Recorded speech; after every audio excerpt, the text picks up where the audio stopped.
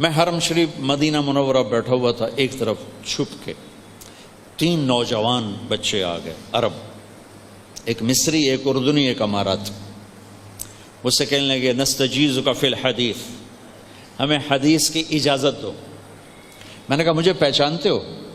کہنے لگے نہیں پہچانتے۔ میں نے کہا پھر تم کیسے کہہ رہے ہو حدیث کی اجازت دو؟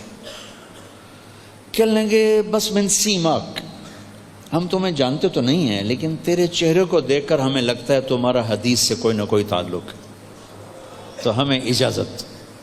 عربوں میں سند کے عالی کرنے کا بہت رواج ہے، ہمارے بر صغیر میں کوئی نہیں ہے، ان بچوں کو پتہ ہی کوئی نہیں ہے کہ عالی کسے کہتے ہیں، سافل کسے کہتے ہیں، اور میں عالی کر لوں کوئی ذوق ہی کوئی نہیں۔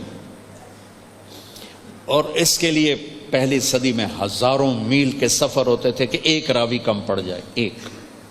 میں نے جب دورہ کیا تو مجھے اللہ نے توفیق دی، شروع سے مطالعے کا بہت ذوق تھا، اب تو خیر ہر شے ختم ہو گئی، نہ وہ عشق میں رہیں گرمیاں، نہ وہ حسن میں رہیں شوخیاں، نہ وہ غزنوی میں تڑپ رہی، نہ وہ خم ہے زلف ایاز میں، ایک فغان بے شرر سینے میں باقی رہ گئی، سوز بھی رخصت ہوا، جاتی رہی تاثیر بھی۔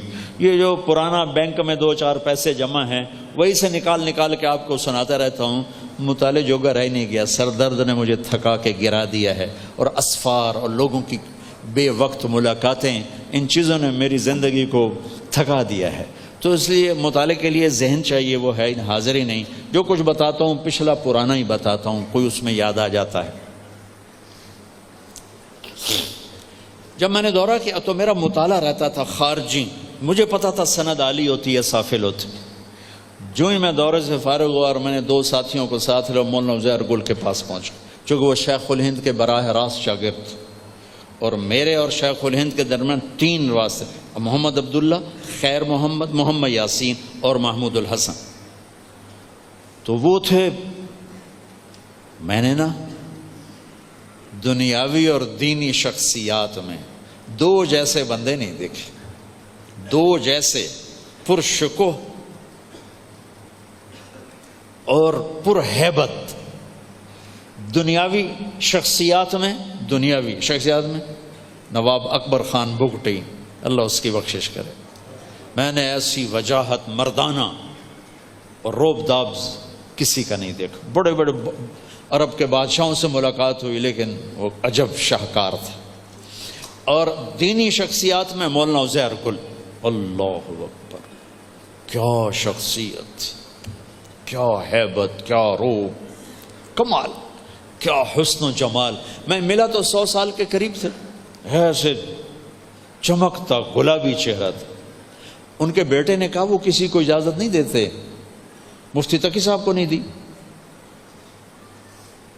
اور مولانا عبدالحق صاحب اکوڑا کھٹک والے ان کو نہیں دی، مولانا حامد میاں کے بیٹے ان کو نہیں دی، تمہیں تو جانتے مجھے، تمہیں کہاں سے دیں گے؟ انہوں نے کہا چلو زیارت کرا دو، زیارت کرا۔ تو ہم چلے گئے، سخا کوٹ سے 3 میل آگے۔ وہ جب اندر آئے تو مجھے لگا جیسے پتہ نہیں کیا شخصیت اندر آ گئی، اتنا لمبا، 6 فٹ سے لمبا قد، اتنا ہی ڈانڈا، آگے بیٹھ گئے۔ کون ہو؟ میں کہا جی طالب علم ہے۔ میرے پاس کیا لینے آئے ہو؟ پسند نہیں کرتے تب ملنا ملا۔ کہا جی ہم نے رائمنڈ میں پڑھا ہے، جامعہ رشیدیہ سے دورہ کیا ہے ساہیوال، آپ سے حدیث کی اجازت لینے۔ وہ ایک دم اچھل پڑے، غصے میں جلال میں آ گئے، کیوں آئے ہو میرے پاس؟ میرے پاس کون سا علم ہے؟ جس کے پاس ہوتا ہے وہ کہتا ہے نہیں ہے، جس کے پاس نہیں ہوتا کہتا ہم علماء ہیں، ہم علماء ہیں۔ یہ نکے نکے بچے کہیں گے ہم علماء ہیں، تو غصے میں جلال میں آ گئے۔ بیچ میں ایک جملہ بول گیا، زبانی اجازت کا کوئی اعتبار نہیں ہوتا، اللہ نے ہمارے لیے بلوایا۔ اچھا، سناٹا چھا گیا۔ ان کے بیٹے بھی کھڑے تھے، انہوں نے ہمیں یوں کیا، بولنا نہیں۔ میرے دونوں ساتھیوں نے ہمیں یوں کیا، پھر بولو۔ میں نے کہا چلو چھو کے 1-2 ڈنڈے ہی کھا لیں گے، کیا ہے؟ میں نے کہا حضرت زبانی کی بات نہیں ہے، ہمارے پاس کتاب ہے، اجازت ہو تو پڑھ کے سنا دیں۔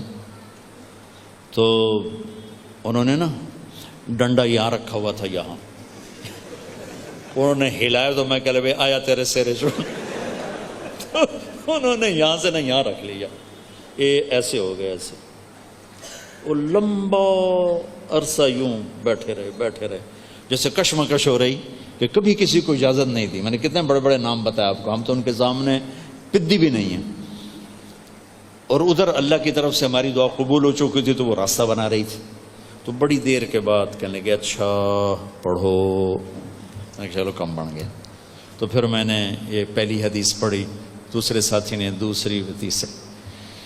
تو میں کتاب لے کر آخر سے پڑھنے کے لیے ورق الٹنے لگا تو آواز سنی ورق گردانی کی، تو کہا بس کافی ہے، میں تم تینوں کو اجازت دیتا ہوں، لیکن میری ایک شرط ہے، کسی کو بتانا نہیں. میں نے آج تک کسی کو اجازت نہیں دی، تم پہلے بچے ہو جنہیں میں اجازت دے رہا ہوں. پھر ان کے وصال کے بعد میں نے اس کو سنانا شروع کیا جب ان کا انتقال ہو گیا. تو وہ کہنے لگے حدیث کی اجازت. تو اس طرح میرے شیخ الہند اور میرے درمیان ایک واسطہ. ویسے محمد عبداللہ، خیر محمد یاسین، محمود الحسن، ٹھیک. اب کیسے ہے؟ عزیر گل، محمود الحسن، محمد قاسم، عبد الغنی، محمد اسحاق، عبد العزیز، ولی اللہ، ابو طاہر مدنی، ابراہیم کردی، احمد الکشاشی، ابو المواہب شناوی، ابو یحییٰ انصاری، ابن حجر الاسقلانی، ابراہیم بن احمد التنوخی، احمد بن ابی طالب الحجار، حسین بن مبارک الزبیدی، عبد الاول بن عیسیٰ الحروی، عبد الرحمن بن مظفر الداودی، عبداللہ بن احمد السرخسی، محمد بن یوسف الفربری اور محمد بن اسماعیل البخاری. تو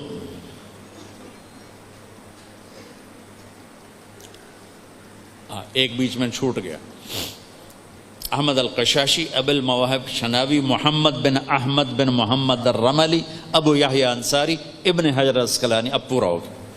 تو اس طرح میری سند اپنے استادوں سے بھی عالی ہے. میری سند وہی جوانی میں کر بیٹھے تھے تو میری سند اپنے استادوں سے بھی عالی ہو گئی. خیر میں نے ویسے آپ کو سنا دیا. تو وہ کہنے لگے ہمیں وہ اجازت دو. میں نے کہا لکھو. تو میں نے اپنی ان کو سند لکھائی. کہنے لگے وقع، سائن کرو. کوئی بات ہے؟ اچھا. کہنے لگے سائن کرو. میں نے کہا نہیں کرتا. کہنے لگے کیوں؟ میں نے کہا ایک سوال کروں گا پھر کروں گا. کہنے لگے پوچھو. میں نے کہا ما حسن العلم والعالم، علم اور عالم کی خوبصورتی کیا ہے؟ تو یہاں مصری بیٹھا تھا، انہوں نے کہا التقوی. میں نے کہا نہیں. یہاں اردنی بیٹھا تھا، اس نے کہا زہد. میں نے کہا نہیں. یہاں اماراتی بیٹھا تھا، انہوں نے کہا اخلاص. میں نے کہا نہیں. کہنے لگے کیوں؟ میں نے کہا حسن کا تقاضا ہے کہ چیز نظر آئے. تقوی بھی اندر، زہد بھی اندر، اخلاص بھی اندر. نظر آنے والی تو شے کوئی نہیں.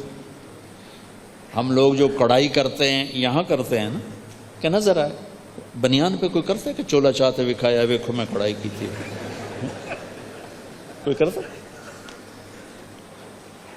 عورتوں لباس پہنتی ہیں کڑھائی والا، تو وہاں کڑھائی ہوتی ہے جہاں نظر آئے.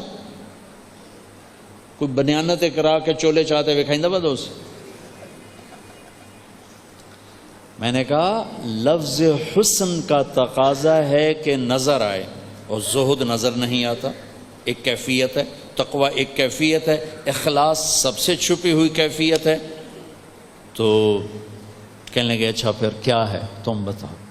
میں نے کہا علم ہو یا عالم ہو، اسلام ہو یا مسلم ہو، ایمان ہو یا مومن ہو، مبلغ ہو یا تبلیغ ہو، دعوت ہو یا داعی ہو، سب کی خوبصورتی اچھے اخلاق ہیں.